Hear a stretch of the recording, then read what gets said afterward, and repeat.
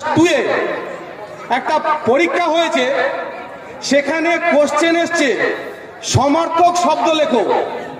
কি লেখা আছে? সমার্থক শব্দ লেখো। লিখেছে পিতা, পিতার সমার্থক শব্দ লিখতে হবে।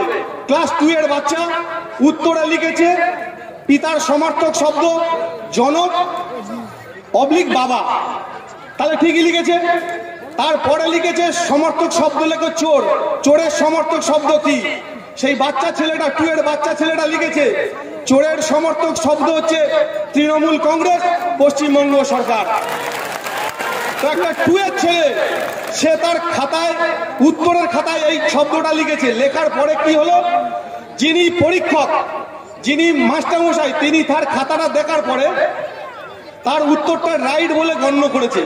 কেন করলো?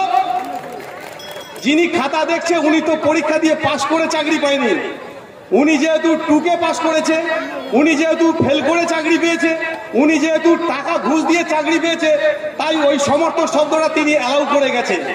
তো আমি সেই সব শিক্ষকদের বলতে চাই, যাদের চাকরি বাতিল হয়েছে তাদেরকে বলতে চাই, আপনারা তৃণমূলের যে সমস্ত মাঝারি বড় ছোট ক্ষুদ্র নেতাদের টাকা দিয়েছেন, এই চাকরি চলে যাওয়ার পরে আপনারা তাদের কাছে যান যে আমরা যে টাকা দিচ্ছি আপনারা ফেরত দিন। যদি ফেরত না দিতে পারেন আপনারা আমাদের শরণাপন্ন হন, আমাদের প্রার্থীর শরণাপন্ন হন, আমরা ইন্ডিয়ান সেকুলার ফ্রন্টের নেতৃত্বের শরণাপন্ন হন।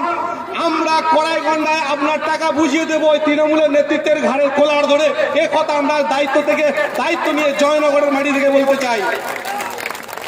আপনারা তাদেরকে ঘেরাও করুন, তাদের বাড়ি ঘেরাও করুন, তাদের কাছ থেকে টাকা ফেরত চান। আপনারা যারা টাকা দিয়েছেন, আপনাদের জীবন নিয়ে ছিনিমিনি খেলেছে। আপনারা যদি না পারেন আমাদের সঙ্গে যোগাযোগ করবেন, সেই তৃণমূল নেতাদের নামটা আপনারা সামনে আনবেন, আমরা টাকা আপনাদের উদ্ধার করে দেব। তো বন্ধুগণ, এখন বক্তব্যের কলের দীর্ঘায়িত করবো না, এখন আপনাদের সামনে বক্তব্য